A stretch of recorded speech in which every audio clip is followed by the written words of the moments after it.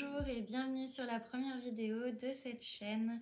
Je m'appelle Laureline et j'ai décidé de tester les vidéos pour vous parler de tout ce qui aura attrait à mes lectures. Il se trouve que d'ordinaire j'en parlais sur Instagram et sur mon blog, mais je me suis rendu compte que c'était un peu réducteur. Donc je me suis dit pourquoi ne pas tester un nouveau format.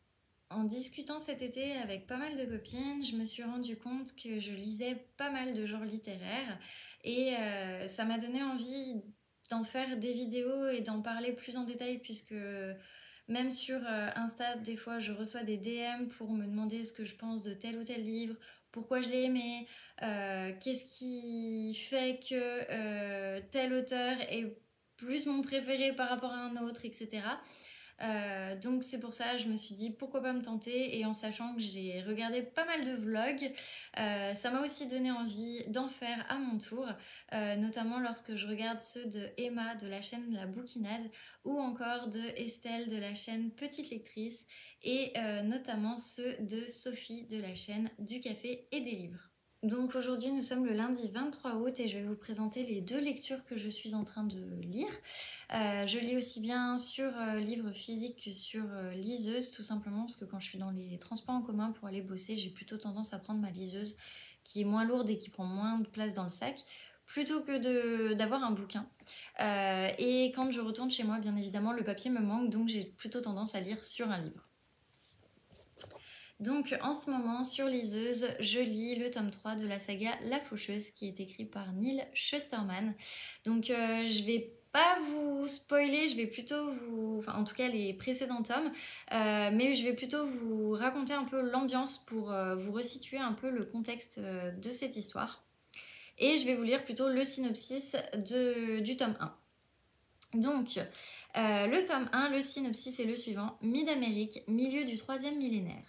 Dans un monde où la maladie a été éradiquée, on ne peut plus guère mourir qu'en étant tué aléatoirement par un faucheur professionnel. On appelle cela glaner. Citra et Rowan sont deux adolescents qui ont été sélectionnés pour devenir apprentis faucheurs. Et bien qu'il y ait cette vocation en horreur, ils vont devoir apprendre l'art de tuer et comprendre en quoi cette mission est bel et bien une nécessité. Mais seul l'un des deux adolescents sera choisi comme apprenti à part entière, et lorsqu'il devient clair que la première tâche du vainqueur sera de glaner la vie du perdant, Citra et Rowan se retrouvent dressés l'un contre l'autre, bien malgré eux. Donc, il faut savoir qu'on est un peu dans un monde futuriste, du coup, au 3e millénaire. La Terre, en fait, a été séparée, donc c'est plus vraiment des pays, puisqu'on a la Mid-Amérique, on a le Midwest américain, voilà. On a pas mal de zones, les pays n'existent plus vraiment, il n'y a plus de politiciens. Toute la Terre et tous les humains sont régis par une intelligence artificielle qui s'appelle le Thunderhead, qui a réussi en fait à éradiquer tout problème que pourrait avoir la Terre. Donc il y a suffisamment de nourriture pour tout le monde, il y a suffisamment de boulot pour tout le monde. Voilà, c'est vraiment une intelligence artificielle qui a révolutionné en fait l'humanité. Et donc il y a plusieurs communautés, il y a la communauté des humains et il y a la communauté des faucheurs. Et donc les faucheurs dans cette communauté, ils ont des commandements auxquels ils ne doivent pas déroger. Donc les principaux commandements sont les suivants. Tu tueras sans aucun parti pris, sans sectarisme et sans préméditation. Tu accorderas une année d'immunité à la famille de ceux qui ont accepté ta venue. Tu tueras la famille de ceux qui t'ont résisté. Voilà. Donc moi, j'ai adoré les tomes 1 et 2. J'ai mis beaucoup de temps avant de lire le tome 3, puisque du coup, c'est le dernier tome de cette saga. Et j'avais pas forcément envie de la terminer, puisque c'est vraiment une des sagas que j'adore. J'aime beaucoup la plume de Neal Shusterman, qui a cette tendance de faire relativiser en fait beaucoup les choses. Ça nous amène aussi à nous poser pas mal de questions sur qu'est-ce qui se passerait si jamais on ne pouvait jamais mourir, qu'est-ce que l'on ferait, qu'est-ce qu'on profiterait de faire, de dire, voilà. Ça amène cette réflexion un peu par rapport à la mort et par rapport à la vie, par rapport à qui a le droit de décider pourquoi telle personne aura le droit de mourir ou non. Donc voilà, c'est vraiment, ça reste un young adulte, donc plutôt fantaisiste, mais je trouve que ça a quand même permis de parler de pas mal de sujets, et notamment du sujet de la mort qui est très très bien appréhendé. C'est pas gore, c'est voilà, ça reste quand même du young adulte, mais voilà, moi ce que j'aime beaucoup en tout cas dans cette série, c'est vraiment ce côté un petit peu aventure qu'il va y avoir, ce côté, cette relation en fait qu'il va y avoir avec la mort, et les personnages qui au départ bah, sont pas vraiment sensibles à ça, mais qui bah, forcément vont de le devenir. Donc voilà. Là, pour le moment, j'en suis à 45%. Oui, c'est ça, 45% du livre. Donc c'est un livre qui fait 700 pages environ. Donc là, j'ai lu 350 pages, un truc comme ça, un peu moins. J'adore pour le moment, je suis vraiment à fond dans l'histoire. J'ai peur qu'elle se termine, j'essaye de pas aller trop vite, mais bon, d'un côté, j'ai quand même envie de savoir la fin. Donc voilà, ce livre pour le moment, ça reste un coup de cœur, hein. Je suis toujours à fond, j'ai toujours pas fini bien évidemment parce que j'en suis à 45% de l'histoire. J'avais dévoré les tomes 1 et 2. J'ai mis un peu plus de temps à lire le tome 3, tout simplement parce que c'est le dernier de la saga et j'avais pas trop envie de terminer cette saga, mais en même temps, vu comme se termine le tome 2 et comme se termine le tome 1 avec beaucoup de suspense, j'avais qu'une seule hâte, c'était de terminer ce tome 3. Donc voilà, je l'ai commencé pendant mes vacances, là je suis en train de le lire. Pour le moment, j'aime beaucoup. Neil Shusterman, il aime bien faire durer vraiment le suspense. Il faut savoir qu'à chaque chapitre, on passe d'un personnage à l'autre pratiquement. Enfin, d'un personnage à l'autre. Il n'y a pas que deux personnages, bien évidemment. On en suit de mémoire 5 ou 6.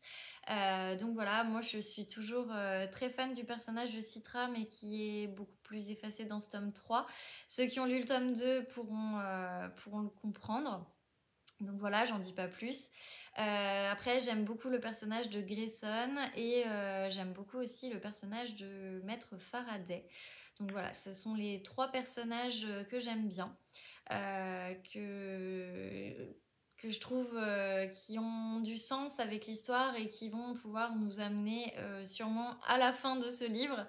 Voilà, c'est tout ce que je peux dire. Après, malheureusement, si j'en dis plus, je vais spoiler et c'est pas forcément l'intérêt. Donc voilà. Pour le moment, à 45% du bouquin, pour moi, ça reste toujours une saga coup de cœur. J'ai très hâte de savoir la fin, même si je pense que je vais quand même faire un peu durer cette lecture. Mais voilà, toujours est-il que j'adore vraiment. Et je ne peux que vous conseiller de lire les 3 tomes de cette saga, surtout si vous aimez bien le côté fantastique et le côté young adulte, bien évidemment. D'ailleurs, la saga a reçu, alors je sais plus si c'est le tome 1 ou le tome 3, mais il a reçu le Grand Prix de l'Imaginaire 2020.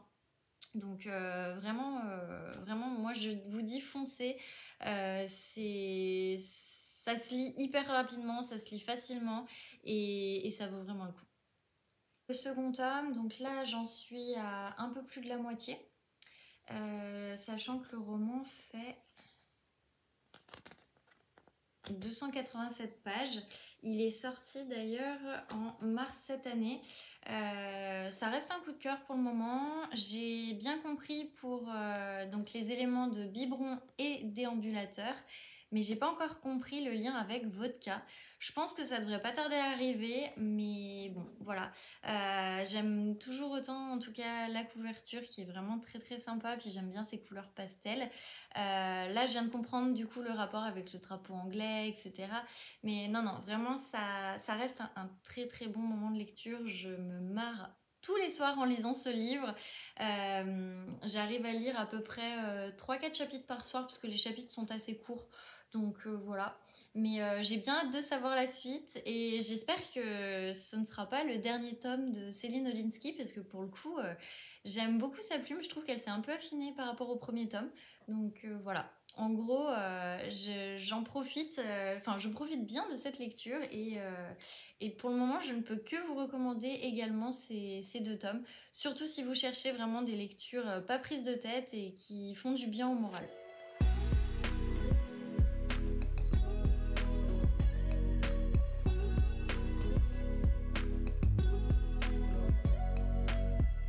Hello, on est mardi, il est 18h30, je viens juste de rentrer du boulot. Je voulais vous reparler du coup de ma lecture que je vous ai présentée donc hier, qui est Biberon Vodka et Déambulateur. Donc j'ai quand même pas mal avancé par rapport à hier, puisque du coup il me reste moins de 100 pages, donc c'est plutôt pas mal. Je pense que je l'aurai terminé peut-être ce soir, voire grand maximum demain. Là, du coup, j'ai pas mal avancé. Donc, l'histoire, en gros, c'est que Camille est censée interviewer une pop star anglaise et il lui arrive plein de choses. Donc voilà, j'en dis pas plus parce que sinon je vais spoiler. Mais elle rencontre une personne qui va l'attirer dans des aventures auxquelles elle ne s'attendait pas forcément. Et donc dans un autre pays, bon, vous devinez le pays j'imagine, mais bon voilà. Et voilà, on va dire que pour le moment c'est plutôt une bonne lecture. Je me suis beaucoup marrée hier soir, j'ai même montré 2-3 passages à mon copain qui a aussi pas mal rigolé et qui est toujours plié de rire déjà par rapport au titre et puis surtout par rapport à l'histoire quand je lui en parle, ça le fait beaucoup rire donc voilà, grosso modo. J'espère le terminer assez rapidement puisque du coup j'ai envie de passer à une autre lecture après. Et donc pour le prochain livre que je vais sortir de ma pile à lire et que je dois lire depuis, je dirais au moins un an, puisque ma belle-sœur me l'a prêté il y a un an et j'avais promis de le lire l'année dernière et je ne sais pas pourquoi, je ne l'ai pas lu, donc là je me suis dit que c'était l'occasion pour la rentrée, pour commencer à être un peu dans le mood, on va dire de l'automne, des polars, des choses comme ça. Je sors donc un polar, et donc je vais lire Le piège de la belle au bois dormant de Mary Higgins Clark et à l'affaire Burke. Donc voilà, c'est un roman qui m'a tout de suite donné envie quand j'ai lu le synopsis, puis après je l'ai laissé dans ma bibliothèque. Donc voilà, du coup je vais le lire et comme ça je vais pouvoir lui rendre après. Et ce sera mon premier Mary Higgins Clark, j'en ai jamais lu avant, donc voilà, j'ai un peu hâte aussi de le commencer. Donc là il fait 400 pages, donc c'est pas un trop gros bouquin encore, mais bon voilà, ça se lit plutôt vite je pense, en tout cas c'est plutôt aéré, donc voilà. Et puis à voir ce que ça donne, je vous lirai le synopsis le jour où je commence, ce sera peut-être plus simple.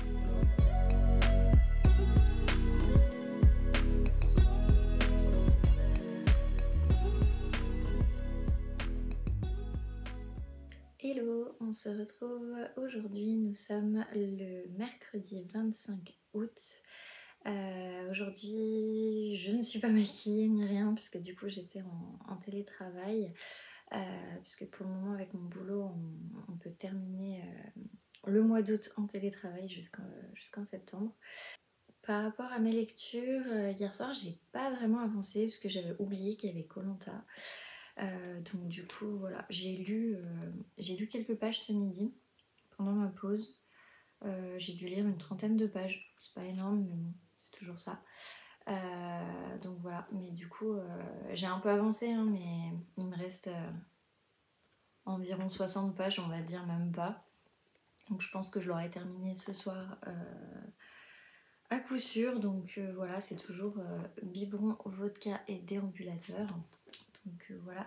Par contre hier soir avant d'aller me coucher, parce que du coup je me suis couchée tard puisque mon chéri fait des horaires décalés, donc je l'attendais en fait pour regarder koh, donc j'avais mis pause sur le direct, mais du coup quand on s'est couché, bon, on s'est couché un peu plus tard et moi j'ai lu jusqu'à environ entre 1h30 et 2h du matin.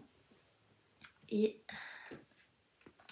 du coup, sur ma liseuse, j'ai dépassé les 50% de La Faucheuse, le tome 3.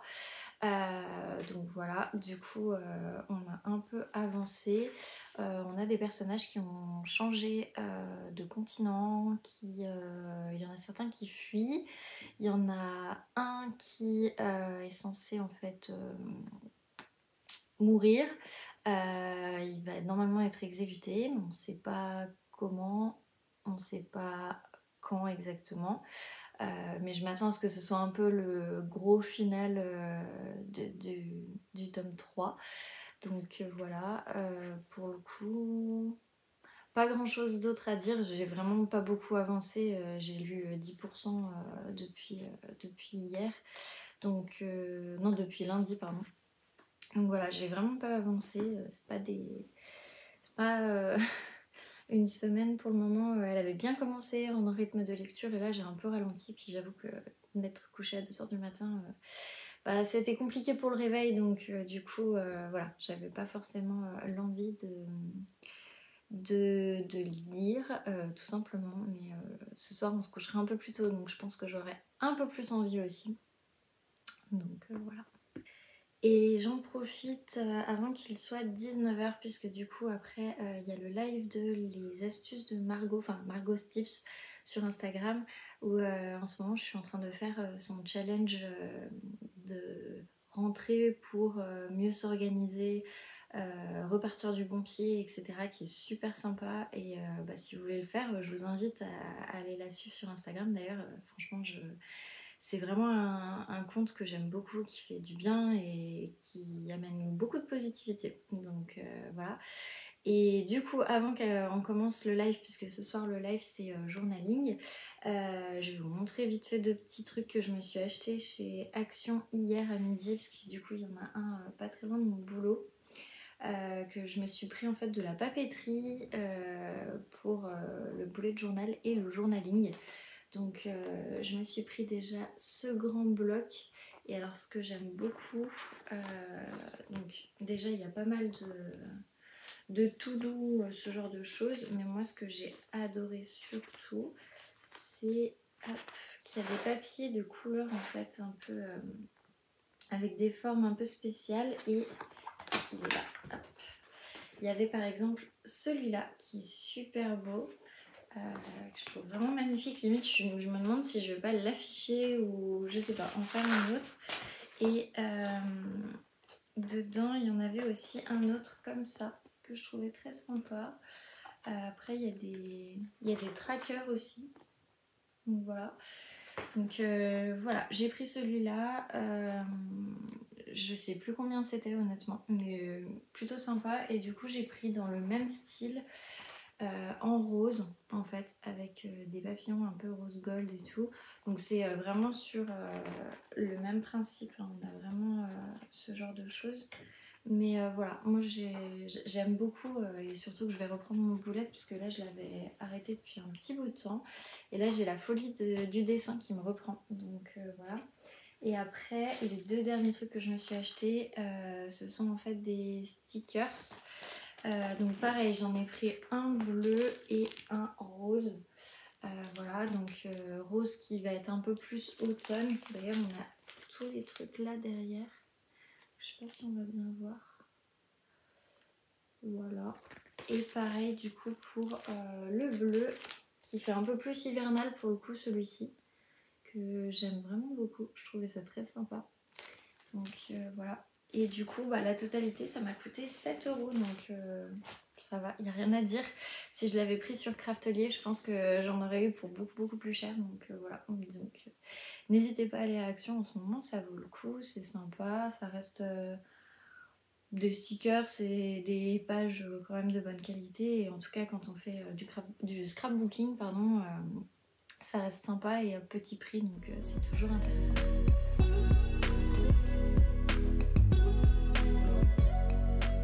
Bonjour, on se retrouve, on est jeudi, il est 20h.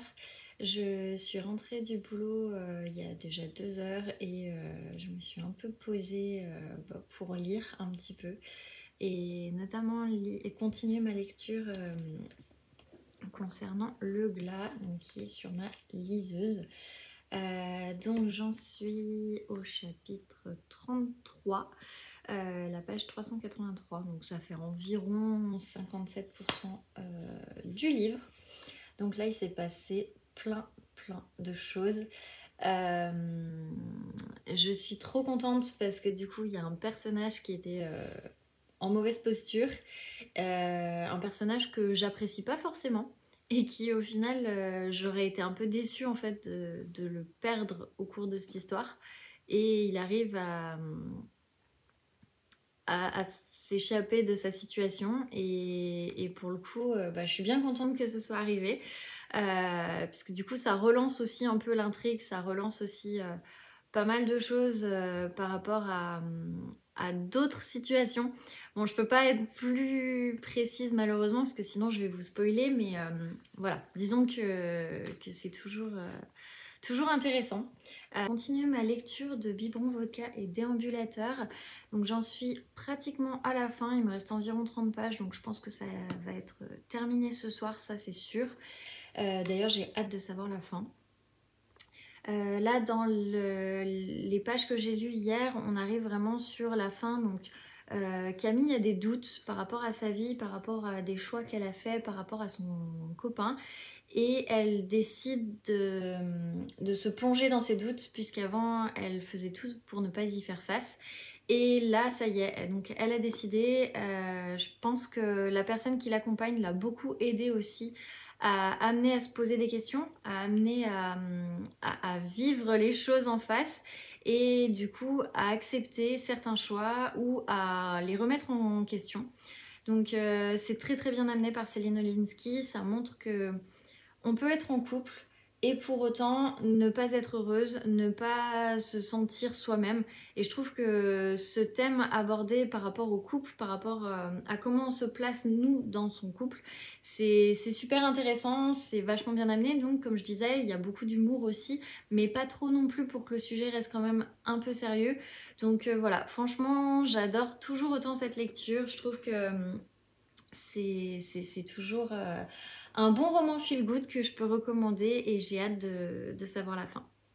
Et donc ensuite, mon dernier que j'ai commencé tout à l'heure, c'est Mon colloque d'enfer de, j'espère que je prononce bien, Keiko Iwashita. Donc c'est le tome 2, c'est un manga. Donc moi ce que j'aime beaucoup, ce sont les dessins qui sont vraiment toujours très bien faits. Donc voilà. J'ai découvert ça d'ailleurs grâce à ma copine Juliette. Donc si tu passes par là, merci, c'est un coup de cœur. J'ai adoré le tome 1, donc là c'est le tome 2.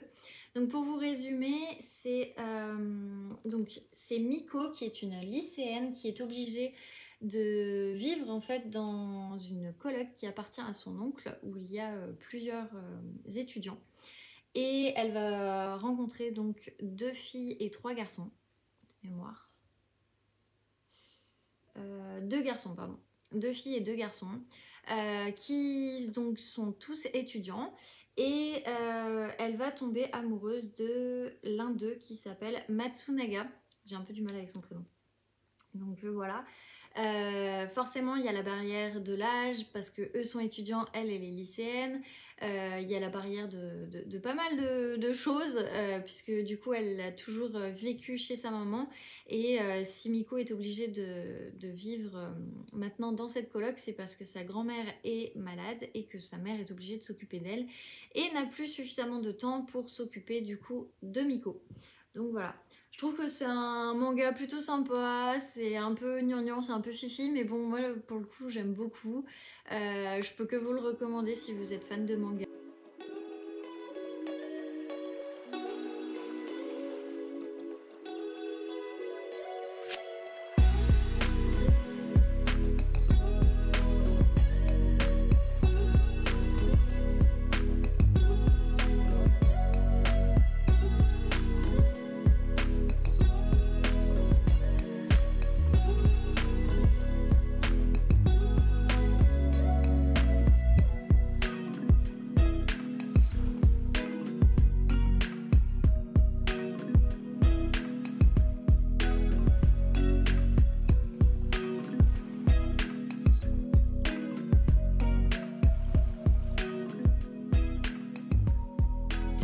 J'ai pas forcément vlogué hier, je vous ai mis 2-3 petits visuels, mais avec mon chéri on est sorti en centre-ville hier soir, comme il était de repos, donc du coup on en a un peu profité. Donc voilà, j'ai pas beaucoup plus lu. On va dire que depuis la dernière fois, je crois que c'était jeudi, j'ai terminé en fait Biberon, Vodka et Déambulateur. Donc j'ai été agréablement surprise de la fin. Je m'attendais pas du tout à une fin comme ça et c'est vrai que Céline Olinsky sait toujours très très bien faire pour nous surprendre. C'est vrai que ouais, je m'attendais vraiment pas à ce type de fin. On perd l'un des personnages, mais d'une façon qui est assez bien expliquée, puisque du coup on n'y assiste pas vraiment, on l'apprend en fait. Et mine de rien, il y a quand même une note d'humour dans cette façon d'apprendre. Et voilà, pour moi, on se pose vraiment la question de comment être bien dans son couple, comment être vrai dans son couple.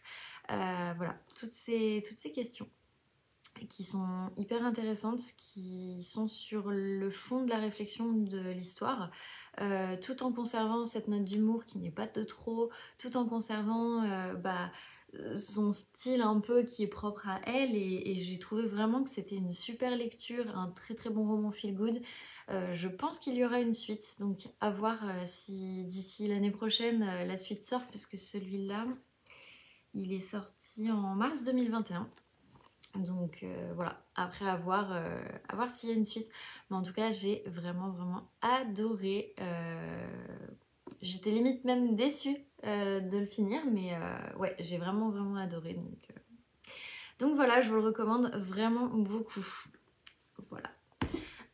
Ensuite, du coup, j'ai continué un petit peu, alors pas énormément, mais un petit peu, La Faucheuse, du coup le tome 3.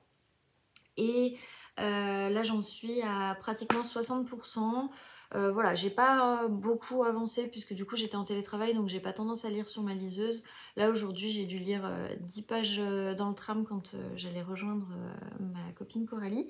Mais du coup voilà, j'ai pas forcément fait plus de lecture on va dire sur la liseuse. Mais par contre j'ai commencé un nouveau Mary Higgins Clark, donc un nouveau livre, enfin nouveau livre, il date de longtemps hein, parce que celui-là il a été publié en août 2018. Donc voilà. Du coup, c'est Le Piège de la Belle au bois dormant. C'est ma belle-sœur qui me l'a prêté l'année dernière. Je l'avais toujours pas lu depuis, donc voilà, c'est pour ça que je voulais le lire, comme ça je vais pouvoir lui rendre. Et ça fera un peu plus de place dans ma bibliothèque. Donc, du coup, pour le synopsis, je vous le lis. La productrice de Suspicion, l'émission de télé-réalité spécialisée dans la reconstitution de cold case, s'est laissée convaincre par Casey Carter, tout juste libéré de prison, après une peine de 15 ans pour le meurtre de son fiancé, Hunter Raleigh, de rouvrir son dossier. Si pour la presse et l'opinion publique, Casey reste une criminelle, celle-ci continue de clamer son innocence. Suspicion est sa dernière chance. Entre les nombreuses jalousies et rivalités que suscitaient les fiançailles de Casey et Hunter, héritier d'une des plus grandes fortunes des États-Unis, et l'arrivée d'un jeune loup aux dents longues pour remplacer le précédent présentateur de Suspicion, l'enquête de Laurie s'annonce difficile. Une nouvelle mission pour Laurie Moran, après le succès de l'affaire Cendrillon et de La mariée était en blanc, du duo de choc Mary Higgins Clark et à l'affaire Burke. Oui, parce que j'ai oublié de préciser que du coup c'est une coécriture, puisque du coup avec Mary Higgins Clark il y a à l'affaire Burke. Donc voilà. C'est le premier Mary Higgins Clark que je lis. Apparemment, ils sont vraiment top. Ma belle-sœur en avait plusieurs, dont je crois qu'elle avait aussi l'affaire Cendrillon. Il faudrait que je lui demande. Pour le coup, j'ai commencé du coup, alors pas beaucoup, hein, bien évidemment, mais j'ai lu 15 pages. Voilà, c'est pas énorme. En plus, c'est les livres, c'est ça, c'est livres de poche, donc c'est vrai que du coup, les pages sont très très fines. Donc voilà, c'est un roman qui fait 400 pages à peu près, donc je pense que je l'aurais fini assez rapidement quand même si je le lis un peu tous les soirs, à voir. En tout cas, pour le moment, ça a l'air pas mal. Là, pour le moment, j'en suis au moment où Casey, en fait, il y a son jugement au tribunal. Donc voilà, j'en suis pas plus loin. J'ai lu Non, en fait, j'ai lu le prologue, j'ai même pas lu le premier chapitre encore, donc voilà. J'attends de voir ce que ça donne, j'ai un peu peur que ce soit angoissant et qu'il y ait certaines scènes qui soient pas forcément faciles. J'avoue que je suis pas très fan de ce genre de roman quand c'est hyper angoissant et qu'il y ait du suspense encore, ça oui, mais que ce soit autant angoissant, j'ai un peu du mal des fois, donc à voir. Pour le moment, je me laisse le doute du livre et on va voir ce que ça donne. En tout cas, j'ai bien hâte de le lire et de voir ce que donne la suite en fait, et de savoir comment ça va se passer, comment elle va intégrer l'émission, etc. Donc voilà. Et aujourd'hui, je suis allée en librairie avec ma copine Coralie. Il y avait 2 bouquins que je voulais absolument m'acheter. C'est vraiment 2 livres que je vois partout sur les réseaux. Et je me suis dit que j'allais intégrer dans le Happy Fall Challenge, enfin en tout cas l'un d'eux, peut-être le deuxième à voir, puisque du coup il faut qu'il y ait un Cozy Mystery. Et du coup, j'ai acheté 2 Cozy Mystery. Donc le premier, ce sont les Dames de Marlowe, donc c'est le tome 1 je pense, parce que apparemment il y a l'air de dire que il y aura une suite, donc voilà.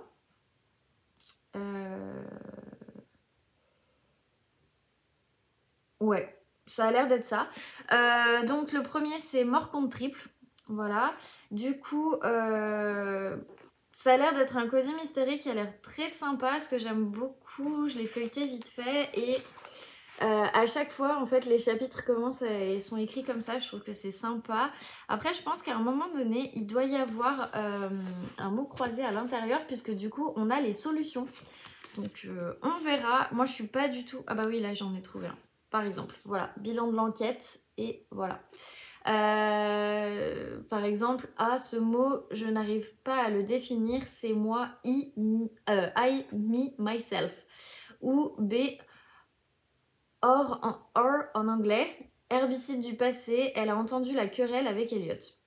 Donc voilà, plein de petits trucs, donc je trouve que c'est très sympa de mettre des mots croisés là-dedans. Moi, je suis pas douée en mots croisés. Ma mère adore et est super forte là-dedans. Mais alors moi, pas du tout. Elle m'en avait même acheté un quand j'étais petite. Et pour le coup, j'ai jamais réussi à le terminer. Et pourtant, c'était un niveau débutant.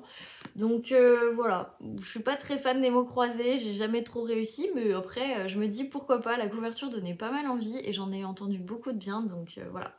Je me le suis pris, on verra bien. Je pense que je vais le lire cet automne en tout cas, parce que pour moi les Cozy Mystery se lisent en automne surtout. Et donc pour ce livre, voilà, c'est aussi un Cozy Mystery forcément. Celui-là, il rentre dans le Happy Fall Challenge, puisque du coup il faut lire une lecture gourmande. On est en plein dedans. Du coup, ça c'est le tome 1. J'ai hésité à me prendre le tome 2. Mais après, je me suis dit, t'as encore pas mal de livres à lire. Lis déjà le tome 1. Si ça se trouve, il va peut-être pas me plaire. Donc, ne pas acheter le tome 2 tout de suite. Pour le coup. Donc, j'attends un peu. Mais je pense que je vais pas tarder à l'acheter. Le tome 2, du coup, si vous êtes intéressé, c'est Meurtre et Charlotte aux fraises. Et le tome 3... Hop. Je regarde vite fait sur Glyph, puisque du coup je les ai mis tous pour être sûre de les avoir, parce que quand j'ai les suites après en général je les cherche et je me rappelle jamais. Donc le tome 3, si je dis pas de bêtises, c'est ça, le tome 3 c'est Meurtre. Ah, voilà, le tome 3 c'est Meurtre et tarte au citron meringué. Et le tome 4, Meurtre et muffins aux myrtilles. Et en me renseignant du coup sur l'autrice, j'ai pu voir qu'elle avait sorti d'autres livres.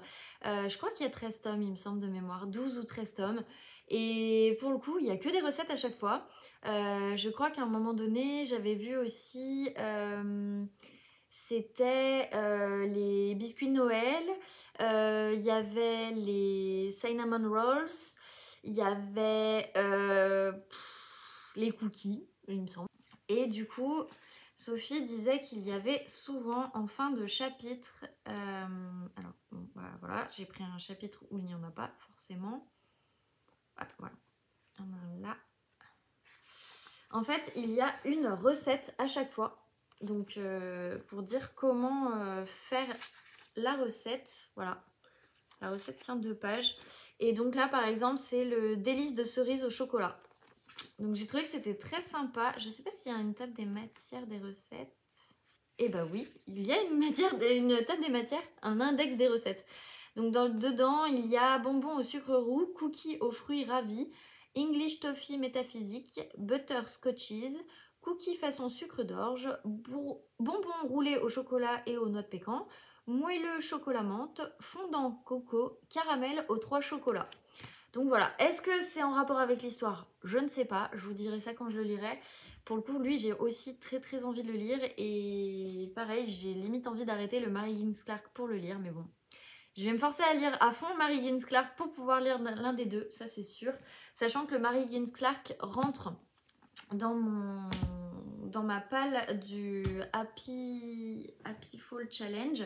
Donc voilà, de toute façon ça je pense que je vous ferai une vidéo un peu plus dédiée sur toute ma palle quand je l'aurai complètement constituée, puisqu'il faut encore que je m'achète 2 livres je crois. Du coup je vais vous laisser là, je vais aller ranger tout ça et faire à manger puisque mon chéri va pas tarder puisqu'il est en horaire décalé, il bosse ce week-end. Donc voilà, moi ça me laisse du temps pour lire, pour me poser et puis surtout me reposer pour cette super rentrée qui arrive. Et puis voilà, tout simplement. Je vous souhaite en tout cas une bonne soirée, un bon week-end et puis à plus dans une prochaine vidéo.